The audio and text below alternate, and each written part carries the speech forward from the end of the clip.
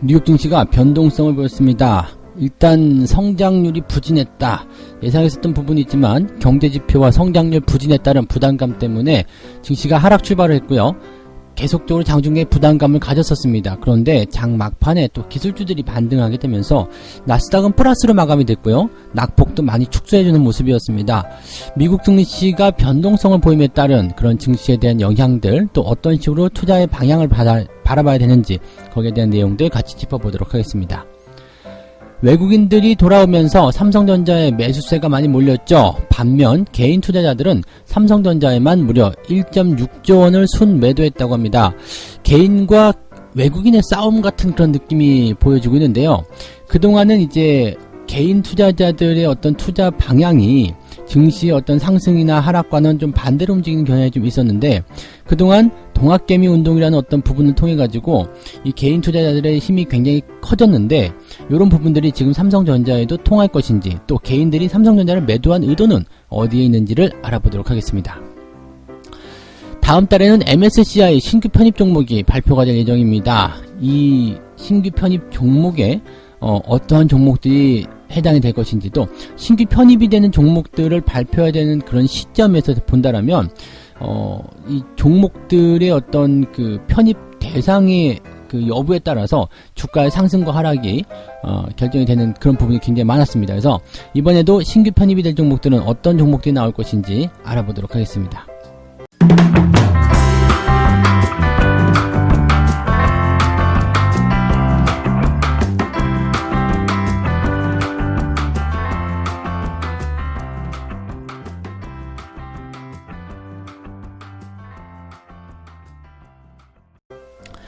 네, 반갑습니다. 오늘은 7월 31일 금요일입니다. 불금인데 7월의 마지막 날입니다. 일단은 7월이 끝나간다. 또 이제 진짜 절반 정도 지나가는 거고요.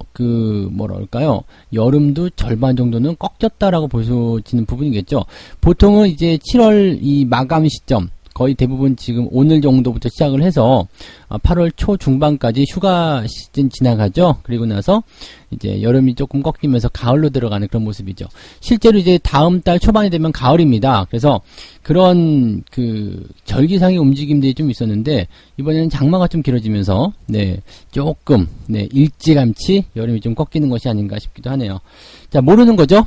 그런데 이런 날씨들도 역시 언제 어떻게 변화할지 모르는 그런 시장과도 같지 않나 생각합니다. 어쨌건 장마철에서 여러분들 건강주의 잘 해주시기 바라고요. 시장에 이런 변동성들이 나타나는 그런 모습들에서도 여러분들이 조심을 좀 해야 될 것 같다라는 생각이 좀 듭니다. 일단은 시장에는 재료들이 여러 가지가 나왔어요. 특히 미국 시장 같은 경우는 오늘 재료만 하더라도 이 GDP 성장률, 그 다음에 경제 지표, 그 다음에 대선과 관련된 불확실성이 있었죠. 기술주들이 움직임, 이런 것들이 나오면서 장중에 하도 그냥 막 요란하게 난리를 쳐대가지고요. 이 미국 증시를 밤새도록 지켜보시는 그런 분들은 아주 그냥 골치가 아팠을 것 같아요. 그래서 뭐야 이거? 나쁘다고? 좋다고? 그러다가 결국엔 마지막에 장 중후반부부터 이제 주가가 올라가는 모습이 있었는데, 결국에는 다우지수는 플러스에 실패를 했죠. 마이너스 0.85 마무리가 됐고요. 나스닥 같은 경우는 플러스 0.43으로 마무리가 됐습니다. 기술주의 영향을 많이 받는 그런 부분이 나스닥이기 때문에 아마도 그렇게 되지 않았나 싶기도 합니다. 자, 재료를 하나씩 정리해 보도록 할게요.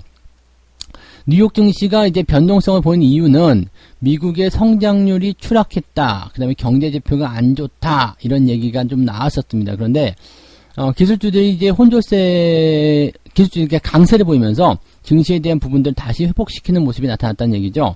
즉 실적 발표를 앞둔 그런 그 기술주들의 움직임들이 예상치들이 나오잖아요. 그래서 생각했던 것보다 괜찮네, 어닝 서프라이즈네, 또는 약간 부담되네, 이런 것들을 분명 가지고 있었을 거란 말이에요. 근데 그러한 그 기술주들의 움직임들은 약간씩은 그래도 뭔가 이제 기대감을 가질 수 있었던 그런 내용이었다라고 보실 수가 있겠죠. 실질적으로 이제 기술주들의 내용들을 좀 보게 되면 기업들의 실적들이 예상했던 것보다 더 좋게 나와서 2분기에 이미 실적 바닥을 찍은 것이 아니냐, 이런 얘기들도 나오고 있거든요. 그러니까 그런 얘기들까지 조금 이따가 설명을 좀 드리도록 할게요.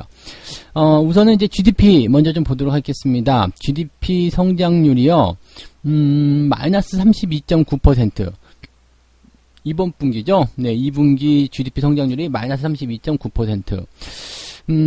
이거 예상치보다는 나쁘지 않았어요. 예상치가 이제 34.7 정도 나올 거 생각됐고, 그 다음에 이제 시장이 전망했었던 거 마이너스 38까지도 예상을 했었죠. 그래서, 이 정도보다는 그래도 양호했잖아요. 굉장히 나쁠 것이라고 생각했는데, 생각했던 것보다 나쁘지 않았거든요. 근데, 보통은 이럴 때는 기대감을 좀 많이 표출하거든요.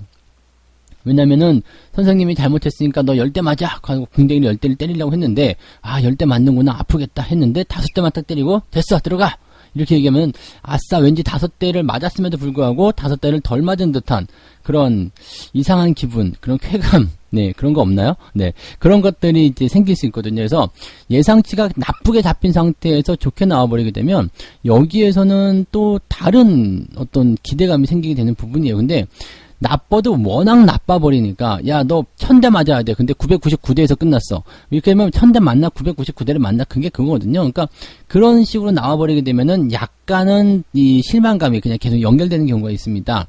아마 지금이 좀 그런 게 아닌가 생각돼요. 그냥 사상 최악의 낙폭. 그냥 나쁠 것 알고 있었지만 야 진짜 나쁘네. 이렇게 투자자들이 생각했을 거라 보여지고요. 뭐 소비, 투자, 수출과 수입 이런 대부분의 경제 활동이 추락세를 보였다라고 되어 있어서 부담을 좀 많이 가졌다고 보시면 되겠습니다.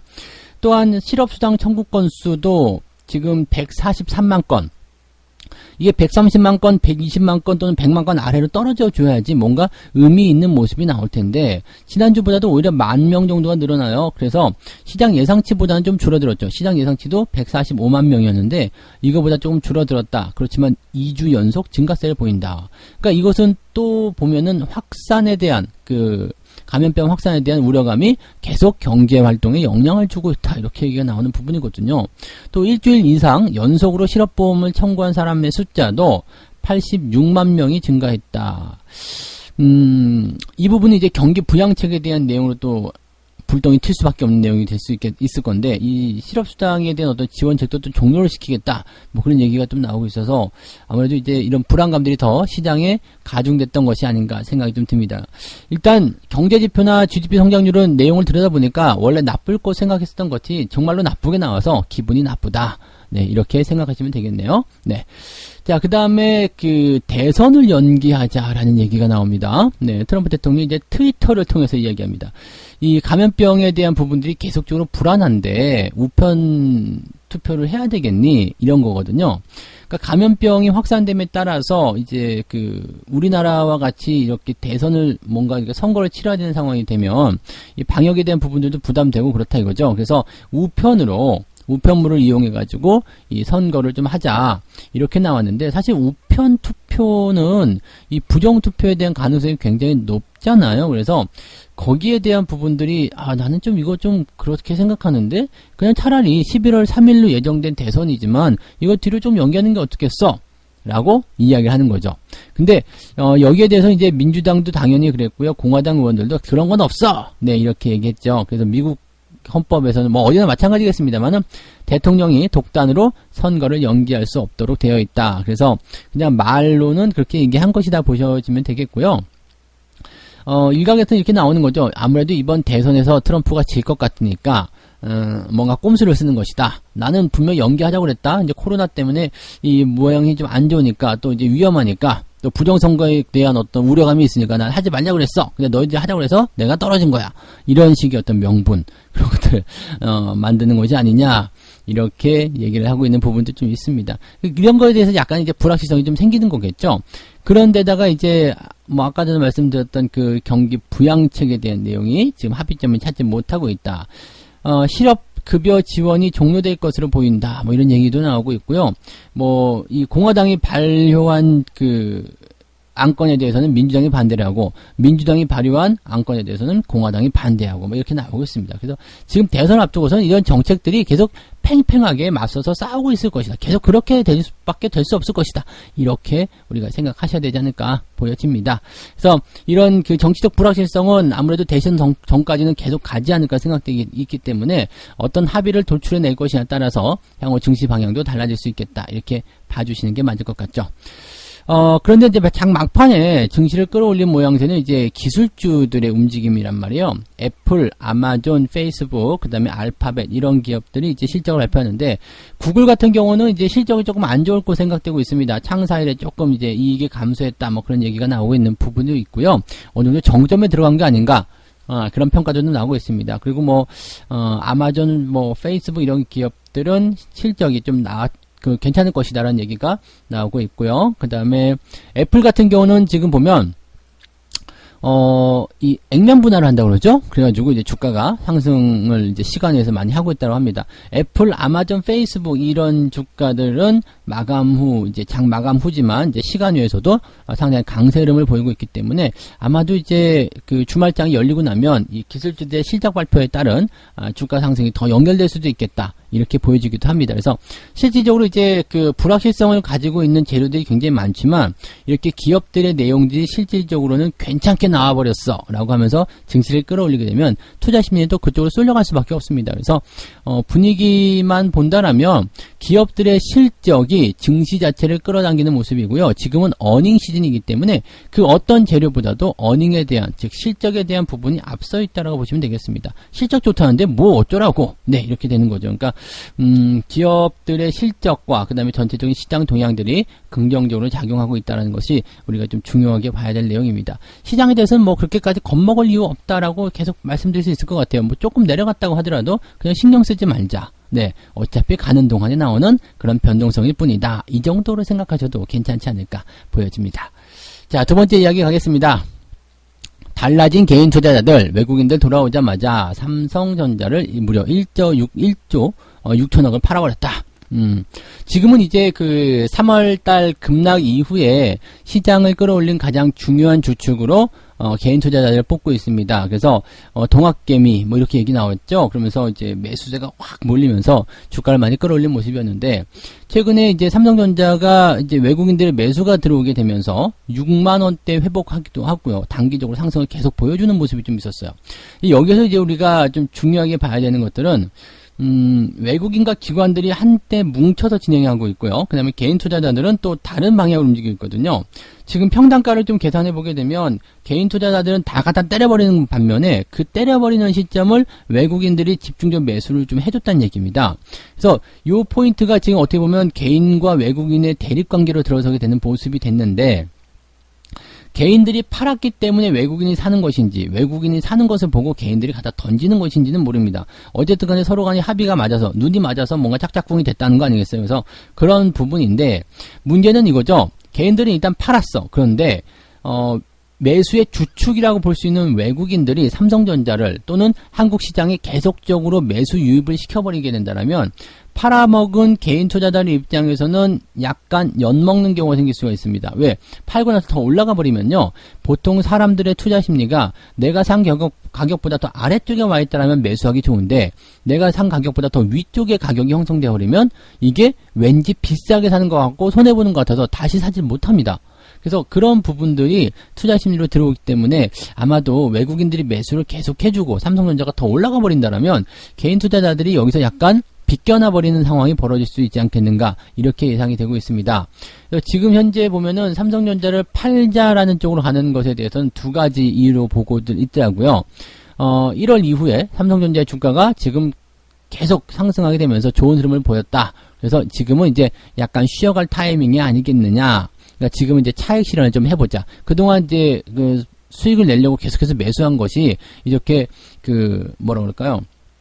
어느 정도 성과를 이뤄냈다. 그래서 이 정도면 됐어.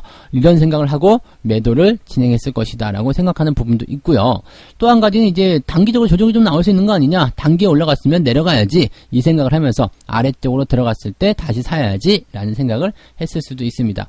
그러면서 이제 자연스럽게 빚내서 투자한 이런 신용 잔고 역시도 줄어들기도 했다라고 얘기가 나옵니다.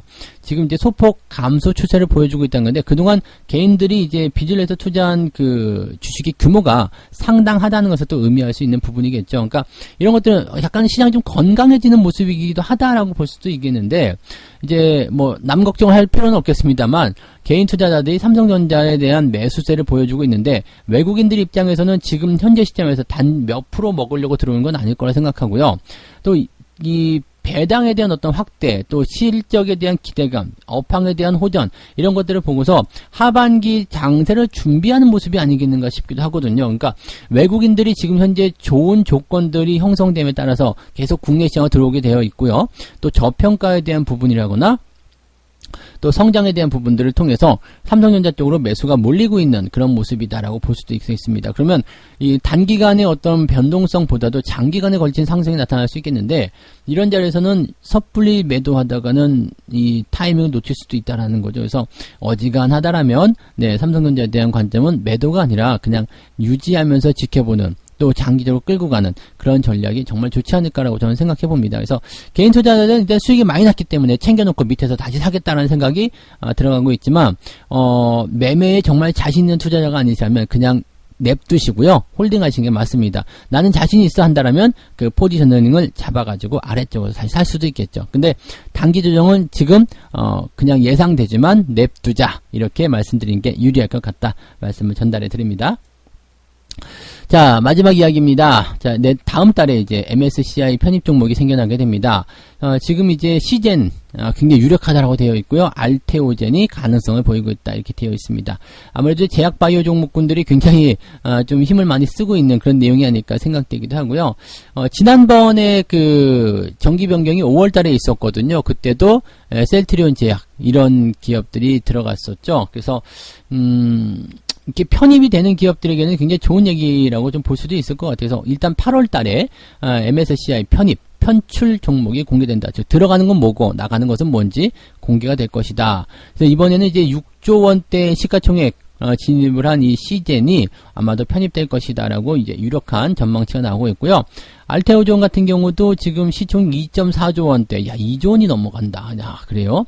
어쨌든 이렇게 시총이 이렇게 늘어나게 되면서 가능성이 커졌다라고 되어 있는 모습이네요. 어쨌든 이 리밸런싱에 대한 부분들, 그 다음에 다음 달 13일 날, 이 편입 종목들을 공개하고, 그 다음에 9월이겠죠? 네, 9월 31일에 리밸런싱을 진행한다 되어 있습니다. 그래서, 일단 발표가 되고 나면, 이제, 거기에 대한 기대감들이 생기게 됩니다. MSCI 편입에 되게 된다라면은, 일단 패시브, 액티브, 이런, 자금들이, 이렇게 들어왔다 나갔다는 모습이 생길 수 있거든요. 그러니까, 그런 변동성이 있을 수 있다는 것을 꼭 우리가 고민해 볼 필요가 있을 것 같고요. 현재 이제 시젠이라든지, 그 다음에 알테오젠 이런 것들은, 조건적인 부분들을 통해 가지고 향후에 이제 주가가 어떻게 변화할 것이냐에 따른 그런 기대치까지 다 반영이 돼야 되겠지만은 어쨌든 이런 종목들이 들어가게 될 것이다. 근데 신풍제약까지도 편입 가능성이 있다, 이렇게 보고도 있습니다만 지금 최근에 신풍제약은 급락세로 인해 가지고 이제 편입 가능성이 좀 적어졌단 말이에요. 그러니까 지금 약간 제약바이오, 백신, 치료제, 진단키트 이런 쪽으로 지금 구분이 되어 있는 종목들은요, 급등락에 노출이 됐을 경우에는 예상치 못한 그런 어떤 편입에서 어떤 대상에서 퇴출되거나 그런 모습이 나타날 수도 있거든요. 그러니까 사실 시즌 같은 경우도 지금 주가가 굉장히 많이 오른 상태에서 급등하게 어떤 포인트를 만들게 되면 지금은 굉장히 유력하지만 그렇지 않다라고도 될 수도 있습니다. 그래서 일단은 이것이 확정지어지기 전까지는 조금 신중하게 지켜봐야 되는 것이 맞는 전략이 아닌가라고 생각되고 있고요. MSCI 편입된 종목은 일단은 긍정적인 부분이 굉장히 많습니다. 그래서 자금들이 막 들어오기 시작하니까 주가를 상승시키는 그런 경우가 많이 나타나게 되는데 실제적으로 이제 5월 달에 편입된 셀트리온 제약이나 더존비주얼 이런 것들도요, 주가가 굉장히 많이 올랐었습니다. 10%대 상승을 보여주기 했었으니까 이런 것들에 대한 기대감을 갖고 있다면 이렇게 편입이 된 종목들이 있으면 당연히 추가적인 상승이 나타날 수 있겠구나.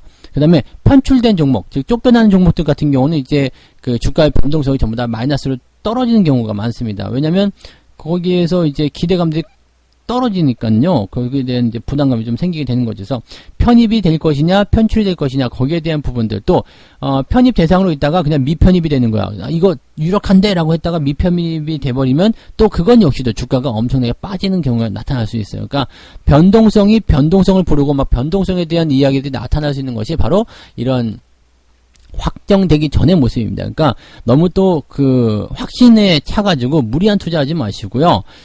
적당한 상황을 좀 보시는 게 좋을 것 같아요. 변동성이 어떻게 나올 것인가. 사실 주가의 내일은 아무도 알 수가 없겠습니다만, 그래도 여러분들이 이제 신중하게 대응하시고, 또 그런 것들을 보고서 투자하신다라면 또 몰빵이라든지 빚내서 투자한다 이렇게 하지 마시고요. 편안하게 그냥 즐기실 수 있는 정도 소량에 대한 그런 접근만 여러분들이 허용하시면 뭐 크게 부담 없이 투자를 이어가실 수 있으리라 생각합니다. 자, 이렇게 해서 오늘 세 가지 이야기 전달해 드렸습니다. 미국 증시는 장 막판에 좀 오르긴 했는데 GDP, 경제지표 뭐 이런 것들 다 부진했고 뭐 대선에 대한 불확실성까지 나타났지만 기술주들이 그래도 강세를 보임에 따라서 장 막판에 안정화를 시켰고 시간에서도 지금 종목군들이 다 올라가는 것을 봐서는 주말장, 미국 주말장에서도 주가 상승이 예상된다. 그래서 그 부분들이 아마도 이제 편안한 주말을 여러분들에게 선물하지 않을까 생각을 해보고 있습니다. 외국인들이 돌아오니까 개인 투자자들은 삼성전자에서만 무려 1조 6천억 원을 매도했다. 뭐 단기적으로 많이 올랐다, 차익 실현하겠다, 뭐 이런 식의 느낌일 수도 있겠습니다만 외국인들이 지금 단기적으로 들어오는 것이 아니라 장기적으로 만약에 들어와서 계속적으로 삼성전자에 대한 관점, 그 다음에 한국 시장에 대한 관점을 긍정적으로 본다면 개인 투자자들이 섣불리 매도한 것에 대해서 후회가 될 수 있다는 얘기입니다. 그래서 여러분들도 매매의 규제가 아닌 이상은 이 지금 같은 타이밍에서는 섭부른 매도보다는 느긋하게 깔고 시장에 대한 상승을 지키는 것이 중요하다 이 말씀을 드렸습니다. MSCI 편입이 내일이 아니죠. 다음 달 내일도 맞네요. 내일도 다음 달이니까. 네, 다음 달 중순쯤에 13일 정도에 이제 어떤 종목이 편입이 될 것이냐 아니면 편취될 것이냐 이제 결정이 될 텐데 여기에 시젠이라든지 알테오젠 종목이 유력하다고 보여집니다. 다만 유력하긴 하지만 이 치료제와 관련된 그런 부분들에 대한 내용들은 신풍제약의 경우처럼 변동성이 커지게 됐을 경우에 그냥 제거가 될 수 있거든요. 그래서 예상치 못했었던 변동성에 노출될 수 있기 때문에 투자는 항상 주의를 하셔야 된다는 것을 명심하시기 바라고요. MSCI에 대한 어떤 그 편입과 편출이 종목의 급등락을 만들어내는 중요한 요인이 될 수 있기 때문에 여기에 대한 관심은 꾸준하게 가지고 있는 것도 괜찮을 것 같다 생각이 듭니다. 그 부분 참고하시면 좋겠네요. 자, 책 한 꼭지 읽고 마무리하도록 하겠습니다. 어떤 개별 주식에 대한 자신의 투자 의견을 결정한 이후에 너무 지나치게 앞서서 뛰어들지 마라. 기다리면서 매수하게 될 확정적인 신호가 나타날 때까지 주식의 움직임을 관찰해야 할 것이다. 무슨 얘기냐면요. 이 종목 좋아 보이는데 바로 사자. 이게 아니라요. 조금 지켜보자는 이야기죠. 그러니까 매수도 3일, 매도도 3일 이런 식이 있습니다. 그러니까 매수에 대한 의견을 가진 종목에 대해서 3일간 생각하라. 그리고 나면 그 다음에 그리고 나서도 매수를 해야 되겠다고 생각하는 경우에는 매수를 하라고 되어 있습니다. 보통은 이제 3일간 생각하면 잊어버리죠. 근데 그런 종목들은 그러면 그냥 그 당시에 기분이다. 기분에 의해서 나오는 것이다라고 얘기합니다. 보통 이제 관심 종목이라는 것을 먼저 만들잖아요. 그래서 관심 종목 리스트를 만들고 그런 종목들을 며칠이고 일주일이고 2주일이고 어쩌면 한 달이고 이렇게 지켜보고 있다가 내가 원하는 타이밍이 왔을 때 매수 의견을 주는 것도 굉장히 중요합니다. 급등 이후에 주가가 들어와서 눌림목을 만드는 그런 종목들도 많이 있을 거예요. 그런 종목들도 처음에 이제 급등 이후에 급락이 시작되면서 다 내려오면 다시 삽니다라는 이야기를 해드리게 되면 그냥 바로 거기서 사버리는 경우도 있어요. 그럼 조정 다 받아내고 또 고생하고 올라가면은 겨우 본전이고 이런 상황이 벌어지니까 그런 상황이 있을 때는 그냥 느긋하게 기다려서 저점이 올 때까지 그 다음에 돌아가는 거 확인될 때까지 기다렸다가 매매하시면 편하시다는 이야기죠. 그러니까 약간 조급한 마음들 이해합니다만은 그런 것들 자꾸 다스리려는 움직임 그래야지 단 10원이라도 더 싸게 살 수 있다는 것을 잊으시면 안 될 겁니다. 자, 오늘 주말장이라서 변동성 약간 있을 겁니다만은 뭐 요즘에 시장 상황도 나쁘지 않아서 잘 헤쳐나가실 수 있으리라 생각합니다. 편안하게 시장들 바라보시면 좋겠고요. 저는 여기서 마무리하고요. 장중시황에서 다시 돌아오도록 하겠습니다. 고맙습니다.